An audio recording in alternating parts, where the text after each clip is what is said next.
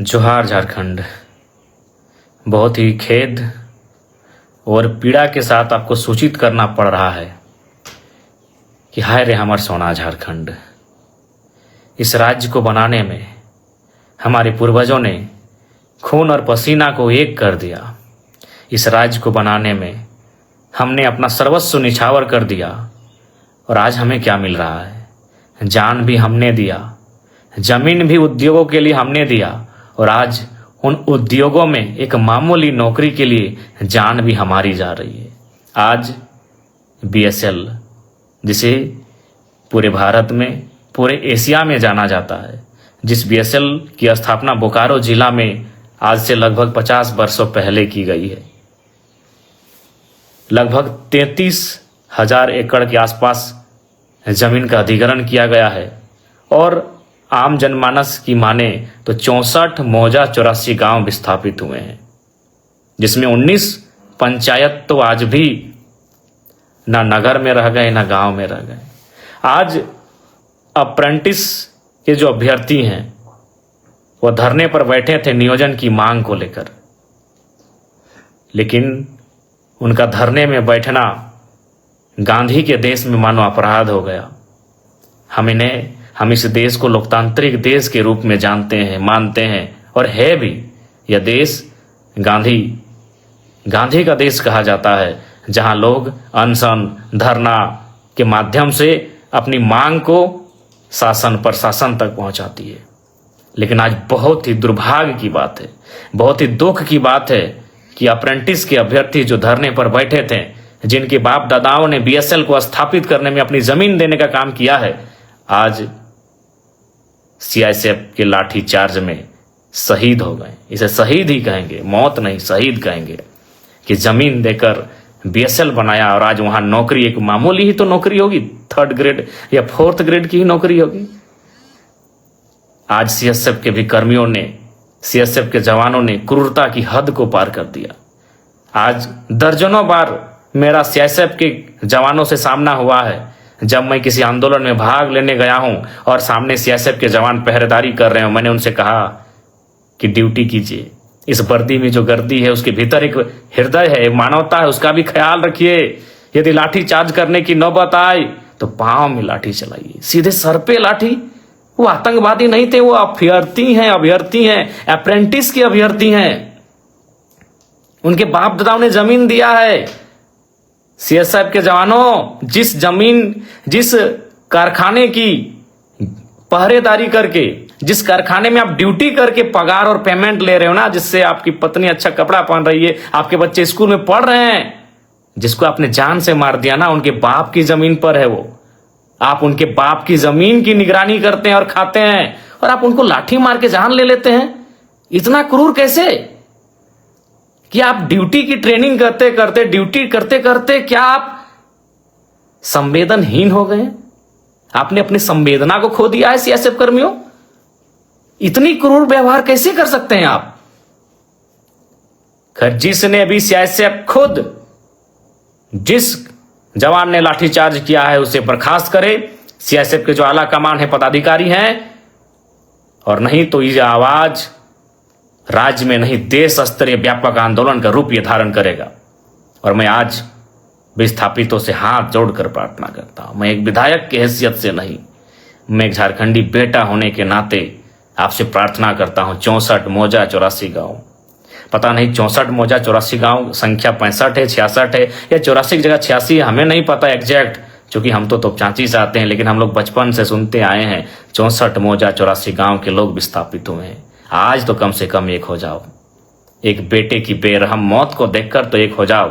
64 मौजा 84 गांव बीएसएल के तमाम विस्थापित, आज तो एक हो जाओ। आप सभी से मेरा आग्रह है, एक विधायक होने के नाते नहीं, एक झारखंडी बेटा होने के नाते इस दर्द को समझ रहे हैं कि आज क्या क्रूरता है हमारे साथ। जमीन भी हम देंगे, जान भी हम देंगे, एक साधारण सी नौकरी की मांग के लिए हमें बेरहमी से मारा जाता है। मारा नहीं, कत्ल हुआ है। इसलिए आज तो कम से कम 64 मौजा 84 गांव के लोगों एक हो जाओ, और जितने भी संगठन बने हैं। सुने 28 संगठन हैं विस्थापितों के बोकारो में। सेल बीएसएल सेल में 28 संगठन बने हैं बोकारो में, अलग अलग नामों से, विस्थापित मोर्चा, युवा विस्थापित मोर्चा, संघर्ष विस्थापित मोर्चा, इनकलाबी विस्थापित मोर्चा। तो आज एक हो जाइए ना, अब तो एक हो जाइए। इतना बेरहमी के बाद भी अगर एक नहीं होंगे तो कैसे होगा। आज आप सभी से आग्रह एक हो जाइए। और तमाम विस्थापितों आपसे आग्रह है, विस्थापन की लड़ाई आप अपने भरोसे लड़िए। लोग समर्थन करते हैं, उनका समर्थन लीजिए। किसी राजनेता की अगुवाई में कभी आंदोलन मत कीजिए। अगुवाई आप स्वयं करें। विस्थापितों एक होकर इस आंदोलन की अगुवाई करें, निस्वार्थ भाव से करें। मरने से, ये सड़ सड़ कर मरने से अच्छा है लड़के मारा जाए। हम तो रोज मारे जा रहे हैं, कहाँ नहीं मारे जा रहे हैं, कभी भूख से, कभी दुख से, कभी चाबुक से। विस्थापित कभी भूख से मरते हैं, कभी दुख से मरते हैं, और आज बोकारो में प्रेम की मौत चाबुक से हुई है, शासन प्रशासन की लाठी से हुई है। इसलिए आज तमाम विस्थापितों से आग्रह है, तमाम आपसी गिले शिकवे को भुलाकर एक हो जाएं। मन व्यथित है, लड़ने के लिए हमेशा तत्पर हैं, लेकिन बस यही है कि हम एकजुट अगर हो जाते हैं, पक्ष विपक्ष राजनीति को भुलाकर आज सामाजिक तौर पे, तो हमें लगता है कि आज बोकारो एक नया इतिहास देखेगा। और बिल्कुल विस्थापितों ने जो बोकारो बंदी का आह्वान किया है, बोकारो बंदी का समर्थन करते हैं। बोकारो बंदी का जो विस्थापितों ने आह्वान किया है, उस बंदी का समर्थन करते हैं। बोकारो ऐसा बंद होना चाहिए, बोकारो की धरती में ऐसा आंदोलन होना चाहिए कि हमारे पूर्वज भी हम पे गर्व करें कि हाँ, आंदोलन की बदौलत हमने ये राज्य लिया है। और मैं जिला प्रशासन, बोकारो जिला प्रशासन से ये मांग करता हूं कि जिस सीआईएसएफ के जवान ने लाठीचार्ज किया है, उस पर कानूनी, कठोर से कठोर कानूनी कार्रवाई हो। प्रबंधन की जो मनमानी है उस पर कार्रवाई हो। प्रबंधन जो गलत तरीके से, गलत नीतियों से संचालित हो रही है, उस पर कार्रवाई हो। यही सेल का नारा था। विस्थापित गांव के लोग कहते हैं कि जब तक बीएसएल सेल की चिमनी में धुआं रहेगा, तब तक विस्थापितों के हाथों में, घरों में नौकरियां रहेंगी। धुआं तो आज भी है, लेकिन नौकरियां कहां गई? धुआं आज भी है, नौकरियां कहां गई? हम आज तो बेमौत मारे जा रहे हैं, हम कुचले जा रहे हैं। झारखंड के तमाम विस्थापितों, बीएसएल कोई अमर हो के नहीं आया है। न बीएसएल ने अमृत तो पान किया है, अमृत का पान किया है। उसको साधन संसाधन हमारे बाप दादाओं की बनी जमीन पर बनी सड़कों से जाता है। उसे पानी टेनू घाट का मिलता है। अगर टेनू घाट का डैम का रास्ता एक दिन अगर दामोदर नदी में मिला दिया जाए, तो बीएसएल बाप बाप कर उठेगा।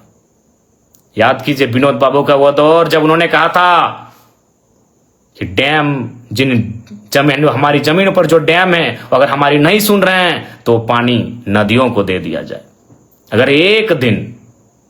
अगर एक दिन विस्थापित ये ठान ले टेनू घाट का पानी बीएसएल को जाता है, अगर उस पानी को अगर हम केवल शिफ्ट कर दें दामोदर नदी में, तो बीएसएल बाप बाप कर सकता है। आज बहुत दुख और दुर्भाग्य है कि हमारे साथ कितना क्रूर व्यवहार हो रहा है। और ये क्रूर व्यवहार किसान, कामगार, आदिवासी, मूलवासियों के साथ ही होता आया है। वो झारखंड हो, चाहे 2006 जनवरी का महीना कलिंगा नगर उड़ीसा हो, वहां भी लोग जमीन के बदले जान देने के लिए तैयार थे और शायद 13 लोगों की जान ले ली थी। आज भी उनकी मृत शरीर को, हाथों को, पांव के पंजों को, हाथ के पंजों को संभाल के रखा गया है। जी हाँ, आप बार बार श्वेता जी का नाम ले रहे हैं, मैं उस पर भी कहूंगा। और मैं श्वेता मैडम को एक पत्र भी लिखूंगा। मैं कानूनी कार्रवाई के लिए तो एसपी महोदय को लिखूंगा ही, उनके समर्थकों पर, लेकिन श्वेता मैडम को भी लिखूंगा कि श्वेता मैडम, अगर ढूलू महतो कल पहुंच जाए माननीय सांसद, तो क्या आपके समर्थक उनका बोर्ड उखाड़ेंगे? बोकारो के पूर्व विधायक अगर बिरंची नारायण जी अगर वहां पहुंच जाएं तो क्या आपके समर्थक उनका बोर्ड उखाड़ेंगे? क्योंकि बोकारो जिला से हमारे योगेंद्र प्रसाद मंत्री जी आते हैं। कल को अगर विस्थापितों के समर्थन में योगेंद्र प्रसाद मंत्री जी पहुंच जाएं तो श्वेता मैडम, क्या आपके समर्थक और आप उनका बोर्ड उखाड़ेंगे? क्या कल को रघुवर दास जी चूंकि गिरिडीह आए थे, हो सके कल बोकारो अगर आ जाए पूर्व मुख्यमंत्री रघुवर दास जी, क्या आपके समर्थक उनका बोर्ड, उनकी गाड़ी का नंबर प्लेट उखाड़ेंगे? अरे आपने तो हद कर दिया। और आप क्या बयान दे रही है इंटरव्यू में कि कुछ दिनों पहले, अरे आप जब विधायक बनी है ना मैडम, तब से आप में ये तेवर है। जब हम विधायक नहीं बने थे ना, उससे पहले से हम विस्थापितों की आवाज बनते आए हैं और विस्थापितों के धरने में, आंदोलन में सहभागिता देते आए हैं। क्या आप बात करती हैं मैडम? आप एक स्त्री थी इसीलिए मौन रहें, आप एक नारी थी इसलिए मौन रहें। बाकी आपको स्वयं मालूम है आपने आज क्या कृत्य किया। हमने ना आपको कुछ बोला था, हम तो, मेरी गाड़ी वहां खड़ी हुई थी, हम तो केवल आपके, हमारी गाड़ी गई थी ना, हमको तो मालूम भी नहीं आप एक महिला होकर विधायक होकर इस प्रकार आई। पहले तो विरोध किया, हमने आपसे पूछा कि मैडम क्या बात है, क्या बात है, आपने पहला लाइन यही कहा कि मेरा विधानसभा है, आप कैसे आ सकते? हद है भाई। कल को मैं पूछ रहा हूं, बोकारो के ही मंत्री योगेंद्र प्रसाद, अगर कल को योगेंद्र प्रसाद आ गए उस धरने में, उस बंदी में, या फिर बीजीएच अगर पीड़ित परिजनों से मिलने के लिए, या फिर उस गेट में जहां विस्थापित धरने पर बैठे हैं, तो क्या विधायक मैडम आप योगेंद्र प्रसाद जी का विरोध कर पाएंगी? या कल को ढूलू महतो चूंकि सांसद हैं, अगर ढूलू महतो जी पहुंच गए, क्या आपके समर्थकों में, आप में वो कुव्वत है कि आप उनका नंबर प्लेट उखाड़ देंगे? बड़ा दुर्भाग्य लगा मैडम, बड़ा दुर्भाग्य। आप क्या बयान दे रही हैं कि कोई माहौल खराब करे? तो मैं देखता हूं अगर कल को ढूलू महतो जी जाते हैं, बिरंची नारायण जी जाते हैं, तब आप क्या बोलते हैं। देखिए, मैं आपको स्पष्ट कहना चाहूंगा, सबको नहीं पच रहा है कि जयराम महतो किसी आंदोलन में आए, क्योंकि अगर वो आएगा तो सट्टी की बात होगा। और बाकी कहना नहीं चाहिए मैडम, लेकिन जब आपने हद पार किया है तो मैं सुनी सुनी खबर आपको सुना दूं। सुने आपके घर में आपके रिश्तेदार कहिए या आपके खास कहिए, उनको ठिका मिलता है बीएसएल में। तो ये दोहरी राजनीति मत कीजिए विधायक मैडम। अभी आप दुख जता रहे हैं और आपके ही लोग वहां ठिका लेते हैं। तो असली बात तो जनता को मालूम है कि आपको तकलीफ जयराम महतो के जाने से तकलीफ क्यों हुई, क्योंकि आपको मालूम है कि जयराम महतो आएगा तो दूध का दूध और पानी का पानी बात होगा। ये किससे छुपा है? चलिए, नाम लेने में अचरज का है। सुने आपके पति महोदय को वहां ठिका मिलता है, अभी करोड़ों का ठिका मिलता है, तो आप में मुझे देखकर आपका बौखलाना तो लाजमी है।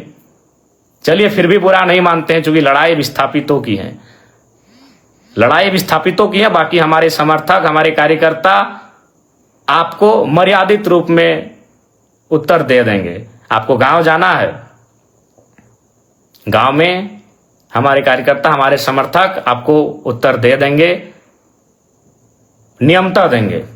लेकिन आपका ये जो बयान, ये भर्सन कि बोकारो मेरा है, बोकारो विधानसभा मेरा है, वही तो हम देख रहे हैं। अगर कल योगेंद्र प्रसाद, चूंकि तो गोमिया के विधायक हैं, आपके हिसाब से वो गोमिया के विधायक हैं, अगर वो कल चले जाते हैं माननीय योगेंद्र प्रसाद, तब किताब के समर्थक उनका बोर्ड तोड़ते हैं कि नहीं तोड़ते, ये भी हम देखेंगे। ढोलू महतो जी अगर चले जाते हैं तो आपके समर्थक उनका बोर्ड तोड़ते हैं कि नहीं तोड़ते हैं, हम ये भी देखेंगे। और अगर बिरंची नारायण पूर्व विधायक बोकारो अगर जाते हैं कल विस्थापितों से मिलने या धरना स्थल पर, तो आपके समर्थक उनका बोर्ड तोड़ते हैं कि नहीं तोड़ते हैं, यह भी हम देखेंगे। यह दुर्भाग्यपूर्ण है। आपकी संकीर्ण सोच को आश्चर्य लग रहा है कि आप इतना संकीर्ण, आपकी सोच कैसे हो गई आज। खैर, सोच आपकी संकीर्ण कैसे हुई, और हम तो बिल्कुल स्पष्ट कहेंगे, झारखंड वासियों, विस्थापितों, विधायक मैडम के साथ जितने लोग पीछे खड़े थे, आप करीब से उनको चेक कर लीजिए, वो झारखंडी नहीं थे। विधायक मैडम के पीछे जितने लोग थे, जो बोर्ड हमारी गाड़ी का, चूंकि हम पीछे आ गए, हमारे समर्थक भी हमें घेर लिए थे, हमारे समर्थक नहीं, जो विस्थापित लोग थे धरने की, दादा आप मत जाइए उधर, उसी बीच उन्होंने हमारी गाड़ी को तोड़ फोड़ करना शुरू किया। और हमने पहले ही कह दिया था कि उनको जो करना है करे, वो नारी हैं, हम कुछ नहीं बोलेंगे। बल्कि हमने आपको प्यार से बुलाया कि मैडम बात क्या है, क्यों यह व्यवहार आप कर रही हैं। ये बहुत ही दुर्भाग्य की बात है, आपका जो ये व्यवहार रहा, ये बहुत ही दुर्भाग्य की बात है। लेकिन फिर भी हम उस पर चर्चा नहीं करेंगे, क्योंकि यहां सवाल विस्थापितों के साथ न्याय का है। बाकी आपको हम एक पत्र लिख रहे हैं, उस पत्र का आशा करते हैं आप उत्तर देंगे। पुनः विस्थापितों आपसे यही कहेंगे कि आप अब तो एकजुट हो जाइए, आप एकजुट हो जाइए। कब तक अलग अलग बैनर में, कब तक अलग अलग नामों से, युवा विस्थापित मोर्चा, क्रांति विस्थापित मोर्चा, उलगुलान विस्थापित मोर्चा, किसान विस्थापित मोर्चा, कब तक? अभी समय है, एकजुट हो जाइए। और आप सभी से आग्रह है, और फिर कहेंगे, हम तमाम विस्थापितों से आह्वान करेंगे, कल बोकारो का जोरदार बंद किया जाए। मैं तमाम विस्थापितों से आह्वान करूंगा, तमाम विस्थापितों से अनुरोध करूंगा, कल बोकारो जोरदार बंद होना चाहिए। जोरदार बोकारो बंद का हम लोग समर्थन करते हैं, और बिल्कुल समर्थन ही नहीं करते हैं, एक कोने में हम भी खड़ा रहेंगे, एक विस्थापित का बेटा बनकर, एक विस्थापित का भाई, एक विस्थापित का सहयोगी बनकर एक कोने में मोर्चा संभाल के हम भी खड़ा रहेंगे। एक नेता की हैसियत से नहीं, एक विधायक की हैसियत से नहीं, एक झारखंडी की हैसियत से हम भी एक कोने में, जहां आप बंद करेंगे वहां हम एक कोने में खड़ा रहेंगे। कल चूंकि हमारा गिरिडीह में उपायुक्त से पूर्व का एक कार्यक्रम है, उपायुक्त और 6 के 6 विधायकों के साथ आधा घंटा का बैठक है, उस बैठक को समाप्त करके हम निस्संदेह बोकारो की धरती में आएंगे। तब तक हमारे जितने भी समर्थक हैं, हमारे जितने भी चाहने वाले हैं, हमारे जितने भी कार्यकर्ता हैं, उन सभी से मेरा आग्रह होगा, बोकारो बंद का जोरदार समर्थन करेंगे, विस्थापितों की आवाज को बुलंद करेंगे। और प्रेम महतो जिनकी बेरहमी से हत्या हुई, इस हत्या नहीं, ये शहादत कहें, उन्होंने विस्थापितों के लिए शहादत देने का कार्य किया है। आज बस आग्रह यही है कि इस बार एकजुट हो जाइए। और छोड़िए विधायक मैडम, सबको मालूम है उनको हमारे नाम से क्यों चिड़चिड़ा हुई, हमारे नाम से उनको क्यों तकलीफ हुई, किसी से छुपा नहीं है। क्योंकि हम तो वही पूछ रहे हैं ना भाई, हम दूसरा क्षेत्र का विधायक थे। अरे मैडम, हम जेल कैंप पार्टी के केंद्र अध्यक्ष हैं, 40,000 वोट हमें भी मिला है बोकारो विधानसभा से, इस बात को भूलिए मत। और हम देख रहे हैं ना, कल जा रहे हैं, मंत्री महोदय सुनने जा रहे हैं, योगेंद्र प्रसाद जी, डुलू महतो जी जाएंगे, देखते हैं आप विरोध करते हैं कि नहीं, देखते हैं भैया, हम भी देखते हैं। बाकी पुनः कहेंगे, 64 मौजा 84 गांव, एकजुट हो जाइए। और सीआईएसएफ के जवानों, इतना क्रूर कैसे? भगत सिंह सही कहते थे कि आजादी तो हम अंग्रेजों से ले लेंगे, लेकिन क्या वो आजादी गांव तक जाएगी या अमीरों के हाथों में रह जाएगी?